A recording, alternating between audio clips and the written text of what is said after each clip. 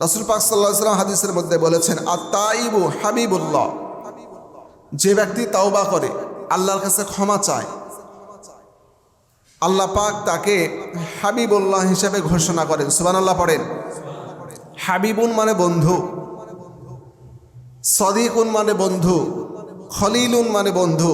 যেমন আমরা ইব্রাহিম আলাইহিস সালামের ব্যাপারে জানি, তিনি ছিলেন খলিলুল্লাহ মানে আল্লাহর বন্ধু।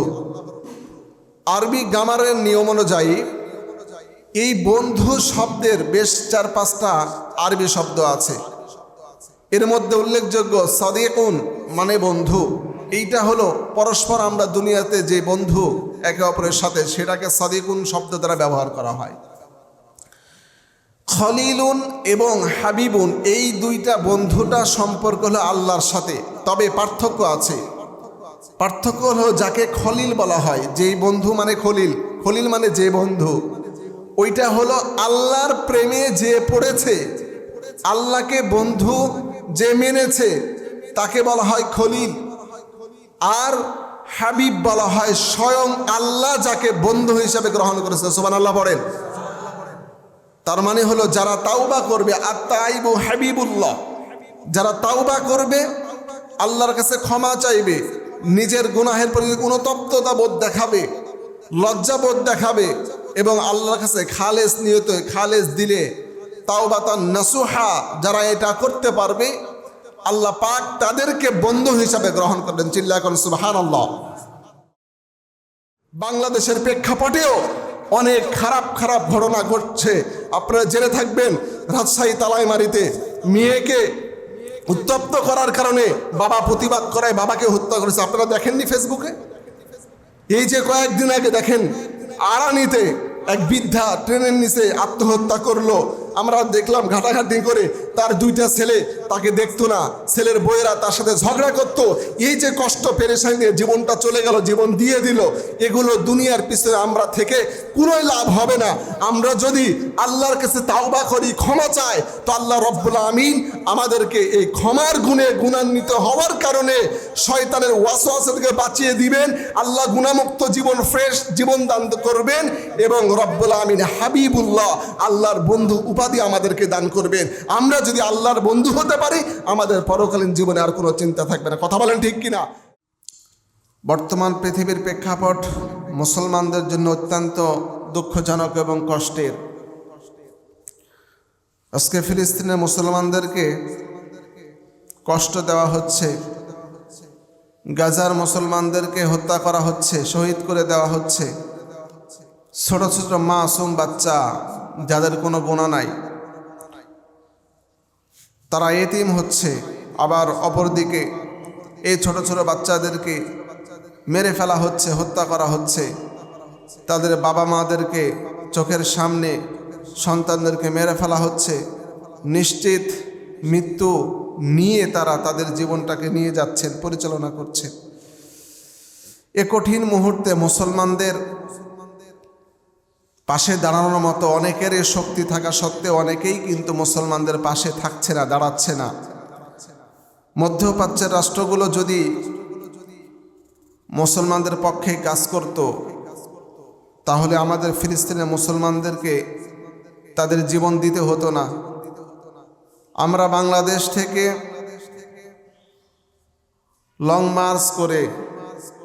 মার্চ ফর গাজা, ঢাকাতে সারাওয়ার্দী উদ্যানে গিয়ে যে আন্দোলন, সারা বাংলাদেশের বিভিন্ন স্থানে যে আন্দোলন, মিছিল, মিটিং ইত্যাদি বিক্ষোভ সমাবেশ করছি, আমাদের ইমানি দায়িত্ব হিসাবে, ইমানের দাবি রেখে, ইমানের দাবির কারণে আমরা হয়তো এই কাজগুলো করছি। কিন্তু দুঃখজনক হলেও সত্য, আজকে আমরা আমাদের ইমানের বলে এর চেয়ে বেশি তেমন কিছু করার মতো আমাদের পজিশন, অবস্থা কিন্তু নাই। যাদের আছে তারা হাত পা গুটিয়ে বসে আছে। সামান্য কিছু ইহুদিরা লক্ষ লক্ষ কোটি কোটি মুসলমানদেরকে কষ্ট দিচ্ছে, মেরে ফেলছে, আমরা কিছুই করতে পারছি না। সর্বশেষ আমাদের একটি হাতিয়ার আছে, যেহেতু আল্লাহ পাক কুরআনুল কারীমের মধ্যে বলেছেন যাহারাল ফাসাদি ফিল বাররি ওয়াল বাহরি বিমা কাসাবাত আইদিন নাস, পৃথিবীর মানুষেরা দুনিয়াতে যেই আযাব গজব দেখতে পায় এগুলো কিন্তু প্রকৃতপক্ষে ওই মানুষদেরই কামাই করা। মানুষেরা গুনাহ করতে করতে নিজেদের অবস্থানকে, মুসলমান ইমানদারের যে দাম মূল্য, সেই মূল্যটাকে নষ্ট করে ফেলে গুনাহ করতে করতে।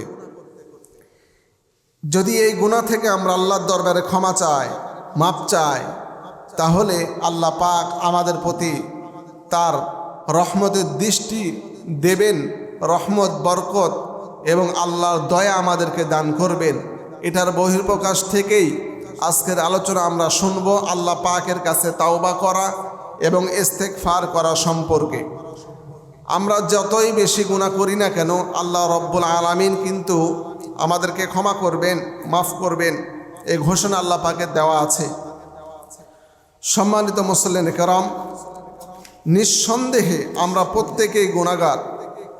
তবে আম্বিয়ায়ে কেরাম আলাইহিসসালাতু ওয়াসসালাম তারা নিষ্পাপ ছিলেন, এরপরেও তারা তাওবা করেছেন, আল্লাহর কাছে ক্ষমা চেয়েছেন যেন তাদের মর্যাদা বৃদ্ধি পায় এবং রাসূল আকরাম সাল্লাল্লাহু আলাইহি সাল্লাম সহ অন্যান্য নবীদের তাওবা থেকে, ইস্তেগফার থেকে উম্মতরা শিক্ষা নিতে পারে যে আমাদেরকে আল্লাহর দরবারে তাওবা করতে হবে, ইস্তেগফার করতে হবে। কথা বলেন ঠিক কিনা?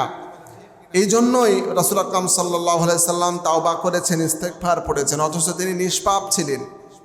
সুতরাং তাওবা করার মানে শুধু এটা নয় যে আমি গুনাহ করেছি। ইস্তেগফার আল্লাহর কাছে ক্ষমা চাওয়ার মানে শুধু এটা নয় যে আমি গুনাহ করেছি বলে ক্ষমা চাচ্ছি, তাওবা করছি, মাপ চাইছি। তাওবা করার একটা মানে হলো যে আমরা আল্লাহ তাআলার কাছে আমাদের মর্যাদাটা বৃদ্ধি করে নেব, আমাদের মর্যাদা আল্লাহর কাছে যেন প্রিয় হয়, বেশি হয়। নবী আইম্মায়ে কেরাম আলাইহিসসালাতু ওয়াসসালাম তারা নিষ্পাপ ছিলেন, এরপরেও তাওবা করেছেন, আল্লাহর কাছে মাপ চেয়েছেন, ক্ষমা চেয়েছেন। এর মানে আল্লাহ তাআলার কাছে তাদের মর্যাদা যেন আরও বেশি বৃদ্ধি পায়, আর পাশাপাশি উম্মতেরা যেন তাওবা করতে শিখে, তাওবার গুরুত্ব বুঝে। এই জন্য রাসূল আকরাম সাল্লাল্লাহু আলাইহি সাল্লাম সহ অন্যান্য নবী আইম্মায়ে কেরামগণ তাওবা করেছেন। মুহতারাম উপস্থিতি, আল্লাহ তাআলার কাছে ক্ষমা চাইলে, তাওবা করলে অনেক অনেক বেশি ফজিলত লাভ পাওয়া যায়, অনেক বেশি পুরস্কার পাওয়া যায়। এই লাভ এবং পুরস্কারগুলোর মধ্য থেকে আজকে আমরা বিশেষ কয়েকটি পুরস্কার সম্পর্কে শুনবো, আলোচনা শুনবো ইনশাআল্লাহ। আল্লাহ পাক যদি তৌফিক দান করেন, চিল্লায় কোন আমিন। সম্মানিত ভাইরা, আল্লাহর কাছে আমরা যদি ক্ষমা চাইতে পারি, তওবা করতে পারি, তাহলে অত্যন্ত গুরুত্বপূর্ণ একটা পুরস্কার আল্লাহ পাক আমাদেরকে দান করবেন। রাসূল পাক সাল্লাল্লাহু আলাইহি ওয়াসাল্লাম হাদিসের মধ্যে বলেছেন, আত-তাইবু হাবিবুল্লাহ, যে ব্যক্তি তাওবা করে, আল্লাহর কাছে ক্ষমা চায়, আল্লাহ পাক তাকে হাবিবুল্লাহ হিসেবে ঘোষণা করেন। সুবহানাল্লাহ পড়েন। হাবিবুন মানে বন্ধু, সদিকুন মানে বন্ধু, খলিলুন মানে বন্ধু। যেমন আমরা ইব্রাহিম আলাইহিস সালামের ব্যাপারে জানি তিনি ছিলেন খলিলুল্লাহ, মানে আল্লাহর বন্ধু। আরবি গ্রামারের নিয়ম অনুযায়ী এই বন্ধু শব্দের বেশ 4-5টা আরবি শব্দ আছে। এর মধ্যে উল্লেখযোগ্য সাদিকুন মানে বন্ধু, এইটা হলো পরস্পর আমরা দুনিয়াতে যে বন্ধু একে অপরের সাথে, সেটাকে সাদিকুন শব্দ দ্বারা ব্যবহার করা হয়। খলিলুন এবং হাবিবুন এই দুইটা বন্ধুটা সম্পর্ক হলো আল্লাহর সাথে, তবে পার্থক্য আছে। পার্থক্য হলো যাকে খলিল বলা হয়, যেই বন্ধু মানে খলিল, খলিল মানে যে বন্ধু, ওইটা হলো আল্লাহর প্রেমে যে পড়েছে, আল্লাহকে বন্ধু যে মেনেছে, তাকে বলা হয় খলিল। আর হাবিব বলা হয় স্বয়ং আল্লাহ যাকে বন্ধু হিসাবে গ্রহণ করেছে। সুবহানাল্লাহ পড়েন। তার মানে হলো যারা তাওবা করবে, আত-তাইবু হাবিবুল্লাহ, যারা তাওবা করবে, আল্লাহর কাছে ক্ষমা চাইবে, নিজের গুনাহের প্রতি অনুতপ্ততা বোধ দেখাবে, লজ্জাবোধ দেখাবে এবং আল্লাহর কাছে খালেস নিয়তে, খালেস দিলে, তাওবাতান নাসুহা, যারা এটা করতে পারবে, আল্লাহ পাক তাদেরকে বন্ধু হিসাবে গ্রহণ করবেন। চিল্লায় কোন সুবহানাল্লাহ। সম্মানিত ভাইরা, এজন্য আমাদের একজন শিক্ষক, আমি হাটহাজারীতে যখন পড়তাম, আল্লামা জুনায়েদ বাবুনগরী রাহিমাহুল্লাহ ইন্তেকাল করেছেন। উনি একটা কথা মাঝে মধ্যে বলতেন, বাবারা শোনো, মাঝে মধ্যে নামাজ পড়ে হোক, একা একা নির্জনে হোক, নিজ ঘরে হোক, অথবা মসজিদের মধ্যে হোক, দুইটা চোখ বন্ধ করবা, একটু মহানাকা করবা, একটু চিন্তা করে দেখবা আল্লাহ পাক আমাকে দুইটা চোখ দিয়েছেন, এখন আমার হায়াত আছে, জীবন আছে, সব ক্ষমতা আমার আছে। এই যে চোখ বন্ধ করলাম, চোখ বন্ধ করার পরে আমি যদি মনে করি আবার চোখটা খুলে বাসায় যাব, খাবার খাবো, দোকানদারি করব, ব্যবসা করব, মার্কেট করব, বিভিন্ন জায়গায় বেড়াতে যাব, চোখ বন্ধ করে চিন্তা করলে আমি ভাববো যে চোখটা এখন বন্ধ করেছে নিজে নিজে, আবার চোখটা খুলে সব কাজই করতে পারবো।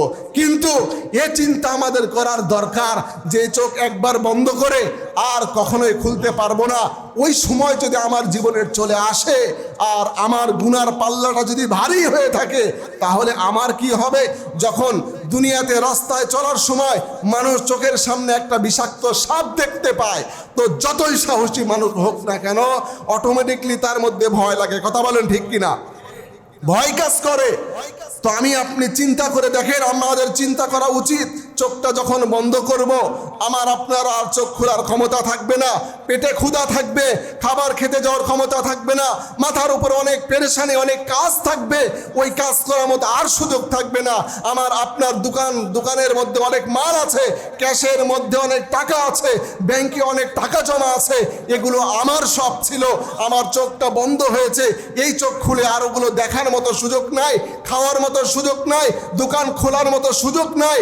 আবার আমাকে যখন কবরের মধ্যে রাখা হবে, বড় বড় বিষাক্ত সাপ কবরের চারি সাইডে, গোরস্থানের মধ্যে চারি সাইডের গর্ত থেকে বড় বড় সাপ এসে আমাকে দংশন করবে, ব্যথা লাগবে, আমার হাত ঠিকই থাকবে কিন্তু নড়ার মতো শক্তি নাই, আমার চোখ ঠিকই থাকবে, চোখ দিয়ে কোনো দেখার মতো শক্তি থাকবে না, আমার নাক মুখ অন্যান্য শরীরের অঙ্গ সবই ঠিক থাকবে, ব্যথা লাগার পরে হাত দিয়ে মালিশ করলে আরাম লাগে, তো সাপে যখন আমাকে দংশন করবে ওই ব্যথার জায়গাতে আমার নিজের হাত দিয়ে মালিশ করার মতো শক্তি থাকবে না।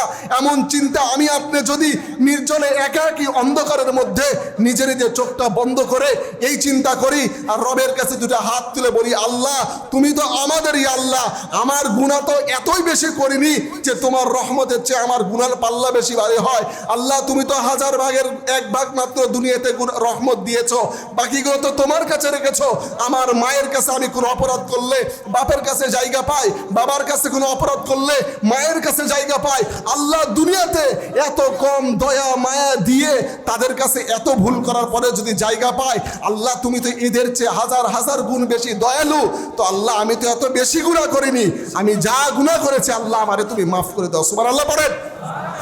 এমন ভাবে যে ব্যক্তি আল্লাহর কাছে তাওবা করবে, গুনাহ মুক্তর জন্য কান্নাকাটি করবে, চোখের পানি ফেলবে, আল্লাহর হাবিব বলছেন ওই বান্দাকে আল্লাহ পাক তাওবা কবুল করে জীবনের গুনাহ মাফ করে হাবিবুল্লাহ, আমি আল্লাহ নিজেই তোমার বন্ধু হলাম, এই ঘোষণা দিয়ে দিবেন। সুবহানাল্লাহ পড়েন। সুতরাং প্রিয় উপস্থিতি, বর্তমান প্রেক্ষাপট অনেক খারাপ।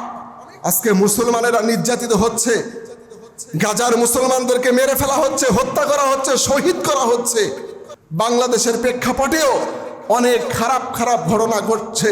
আপনারা জেনে থাকবেন, রাজশাহী তালাইমারিতে মেয়েকে উত্তপ্ত করার কারণে বাবা প্রতিবাদ করায় বাবাকে হত্যা করেছে। আপনারা দেখেননি ফেসবুকে? এই যে কয়েকদিন আগে দেখেন আড়ানিতে এক বৃদ্ধা ট্রেনের নিচে আত্মহত্যা করলো। আমরা দেখলাম ঘাটাঘাটি করে, তার 2টা ছেলে তাকে দেখতো না, ছেলের বউয়েরা তার সাথে ঝগড়া করতো। এই যে কষ্ট পেরেশানি নিয়ে জীবনটা চলে গেল, জীবন দিয়ে দিল, এগুলো দুনিয়ার পিছনে আমরা থেকে কোনোই লাভ হবে না। আমরা যদি আল্লাহর কাছে তাওবা করি, ক্ষমা চাই, তো আল্লাহ রব্বুল আমিন আমাদেরকে এই ক্ষমার গুণে গুণান্বিত হওয়ার কারণে শয়তানের ওয়াসওয়াসা থেকে বাঁচিয়ে দিবেন। আল্লাহ গুণামুক্ত জীবন, ফ্রেশ জীবন দান করবেন এবং রব্বুল আমিন হাবিবুল্লাহ, আল্লাহর বন্ধু উপাধি আমাদেরকে দান করবেন। আমরা যদি আল্লাহর বন্ধু হতে পারি, আমাদের পরকালীন জীবনে আর কোনো চিন্তা থাকবে না। কথা বলেন ঠিক কিনা? আল্লাহ পাক আমাদের প্রত্যেককে খালেস নিয়তে তাওবা করে মৃত্যুর আগে তাতানাজ্জালু আলাইহিমুল মালাইকা, ফেরেশতাদের মাধ্যমে জান্নাতের সুখবর নেওয়ার তৌফিক দান করুক। চিল্লায়া বলেন আমিন। ওয়া আখিরু দাওয়ানা আলহামদুলিল্লাহি রাব্বিল আলামিন। যারা সুন্নত পড়েনি কবলা জুমা 4 রাকাত সুন্নত